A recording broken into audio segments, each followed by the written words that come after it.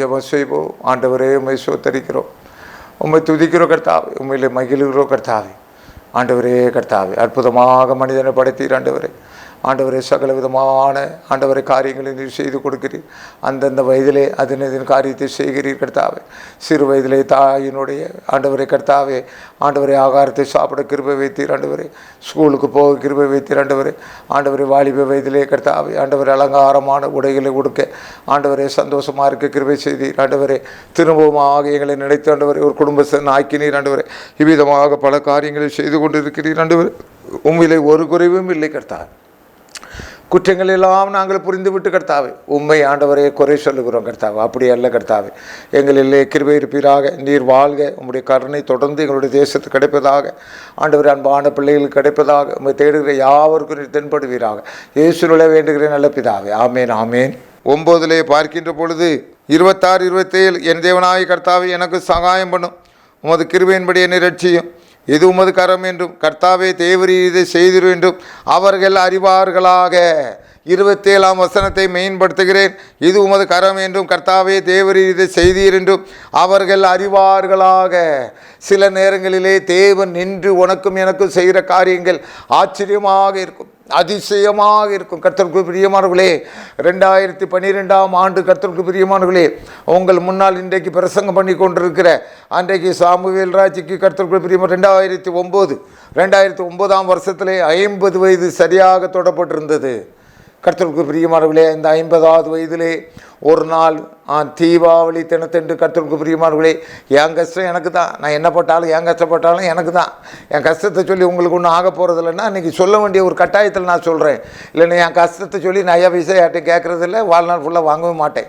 என்ன சொல்ல வர்றேன்னா, 2009 கர்த்தருக்கு பிரியமானவர்களே, ஒரே நாளிலே பெரிய லட்சாதிபதியான நான் பிச்சாதிபதி ஆனேன். சென்னையில் இருக்க என் சுற்றி இருக்க எல்லாருக்கும் தெரியும். பாருங்கள், ஒரே நாளில் ஃபயர், தீபாவளி தினத்தன்று விழுந்த ஃபயர்னால், அந்த தீயினால் எனக்கு இருந்த என்னுடைய நடைமுறையில் இருந்த பொருட்கள், நடைமுறையில் இருந்த ஆசைகள், கிட்டத்தட்ட 20 லட்சம் ரூபா பொருளை ஒரே நாளில் தீக்கு நான் பறி கொடுத்தேன். ஆனால் கர்த்தருக்கு பிரியமானவர்களே, அதன் பிறகுதான் தேவன் அங்கே இறங்குகிறார். அந்த 20 லட்சம் ரூபாயை அந்த 50 வயதிலே பறி கொடுத்து விட்டு நான் ஒரு மூலையில் என்னை உட்கார வைக்க முடியவில்லை. ஆண்டவர் என்னை மூலையில் உட்கார சொல்லவே இல்லை. எழுந்து நடப்பா, ஓடுப்பா. நீ 20 லட்சம் ரூபாய் என்ன, 50 வயசு என்ன, 80 90 வயசுல 100 வயசுல ஆபிரகாமுக்கு குழந்தை கொடுத்த தேவன் என்ன சொன்னாரு, என்னை முக்கில் உட்கார சாத்தான் சொன்னான். ஆனால் ஆண்டவராய் இயேசு கிறிஸ்து சொன்னார், எழுந்து ஓடுறானே, வாங்கிட்ட நான் இருக்கேடான்னாரு. இன்றைக்கி நான் 65 வயசாச்சு. அந்த 15 வருஷத்துலேருந்து இடையில தான் நான் அதிகமாக சம்பாத்தியம் பண்ணியிருக்கேன். எல்லாத்தையும் இழந்த பொறுத்து தான் ஏன் சம்பாதிச்சிருக்கேன். அதனால தான் சொல்கிறேன், யா இது உமது கரம் என்றும் கர்த்தாவே தேவரீர் இதை செய்திரும் என்றும் அவர்கள் அறிவார்களாக. இந்த சாத்தாம்பைய அறிஞ்சு கொள்வானாக. தேவனாகிய கர்த்தர் எல்லாவற்றையும் செய்ய வல்லவராக இருக்கிறார். ஐயா, நான் ஒன்றும் கர்த்தரை சபிக்கவே இல்லை. அந்த நேரத்தில் கர்த்தரை சோத்தரித்தேன். ஆண்டவரே, உலகம் கொடுக்காத சமாதானத்தை அந்த நேரத்தில் எனக்கு கொடுத்தார். அந்த நடு ராத்திரில் ஆண்டவர் சமாதானத்தில் நிரப்பினார். நான் உங்ககிட்ட இருக்கேன், இதை தாண்ட பண்ணுவேன், நான் உன்னை தாண்ட பண்ணுவேன். எல்லா பொருளும் இழந்து போச்சு, எனக்கு தெரியாது ஒன்றும் கிடையாது. எல்லாவற்றையும் பறி கொடுத்து விட்டா. ஆனால் நான் என்ன நீ பறி கொடுக்கல, நான் இருக்கிறேன். தேவன் எனக்கு என்ன செஞ்சார். அந்த வசனத்தை பார்க்கும்போது எனக்கு உணர்ச்சிகளை கட்டுப்படுத்த முடியல. இது உமது கரம் என்றும் கர்த்தாவை தேவர் இதை செய்திரும் என்றும் அவர்கள் அறிவார்களாக. ஏன் கர்த்தர் இதில் தீப்பிடிக்க வைக்காமல் இருக்க முடியாது? அது தேவையில்லாத மேட்ரு. ஆண்டவர் பிடிக்க வச்சார். அந்த வயசுலையும் தாண்டி வந்து அப்புறம் தான் நல்ல வீடு போட்டேன். அப்புறம் தான் 1-2 காரை வாங்கியிருக்கேன். ஆசீர்வாதமாக இருக்கேன்யா. அதனால் இது உமது கரம் என்றும். கர்த்தருக்கு பிரியமானவர்களே, சோர்ந்து போகாத. சில நேரத்தில் நான் தான் சொல்கிறது, இந்த உலகத்தினுடைய அந்த ராத்திரி வேளையில் எனக்கு நான் அறிந்து கொண்ட காரியம், கர்த்தரை நான் அந்த தீப்பிடிச்ச இடத்துலேருந்து கர்த்தரை சோத்தரிச்சேன். ஆண்டவரை அநித்தியமான இந்த பொருளுக்காக நாம் பின்பற்றவே இல்லை. இன்னும் ஊழியம் செய்வேன். 50 வயசுக்கு பிறகு தான் என் ஊழியம் அதிகமாக செஞ்சேன். எல்லாத்தையும் பறி கொடுத்த பிறகு தான் என் ஊழியத்தை செஞ்சுக்கிட்டு இருக்கேன். விடமாட்டேன். என் ஆண்டவர் எனக்காக சிலுவையில் மாண்டார், ரட்சித்தார், என்னை காப்பாற்றினார். அதான் என் ஊழியம். என்னையா மாய்மாலமான ஊழியெல்லாம் பண்ணிட்டு அலையிறிய, துட்டுக்காக பேசுறது, துட்டுக்காக அலையிற. நோ, சாமுவேல் ராஜ்கிட்ட கிடையாது, கிடைக்குமா, வரவும் கூடாது. அந்த ஊழியம் நமக்கு கிடையவே கிடையாதுயா. ஆண்டவருக்காக செலவு பண்ணுவேன், ஆண்டவருக்காக நேரத்தை கொடுப்பேன், ஆண்டவருக்காக பைசா தூக்கி வீசுவேன் ஐயா. அதுதான் ஏன் ஊழியம். ஏன்னா 50 வயசில் அனுபவத்தில் கொண்டாரியா.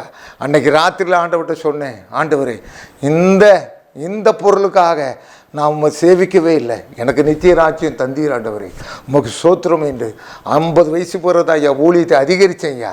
கர்த்தருக்கு பிரியமானவர்களே, அவன் செய்யத்தக்கதான பலனை ஆண்டவர் கொடுத்தா ஆவார். மாய்மானமான ஊழியனா மாய்மானத்தில் தூக்கி போட்டு மிதிக்கத்தான் செய்வாராங்க. உண்மையானவர்களுக்கு என்ன தொந்தரவு வந்தாலும் சரி, கர்த்தர் என்னை கைவிடவே இல்லையா. இந்த தேவன் பெரியவராக இருக்கிறார். ஜெபம் செய்வோம். ஆண்டவரே, இது உம்முடைய கரம் என்று கர்த்தாவே, தேவரீர் இதை செய்தீர் என்று கர்த்தாவே நான் அறிந்திருக்கிறேன் கர்த்தாவே. என்னுடைய வாழ்க்கையில் நீர் எங்கேயும் போகலை கர்த்தாவே, பல துன்பங்களை அனுபவித்தீர் கர்த்தாவே. உமக்கு கொடான கொடி சோத்திரான். அவைகள் எல்லாவற்றிலும் ஆண்டவர் நான் கற்றுக்கொண்டேன். நீர் என்னோடு கூட இருந்தீர் ஆண்டவரே. என்னுடைய இழப்பிலே கூட இருந்தீர் ஆண்டவரே. எத்தனை காரியத்திலே கூட இருந்தீர் ஆண்டவரே. அதே மாதிரி ஆண்டவரே, யாரையும் சோர்ந்து போக விடாது இருப்பீராக ஆண்டவர். தூக்கி நிறுத்துவீராக. இயேசு மூலம் வேண்டுகிற நல்ல பிதாவே, ஆமென்.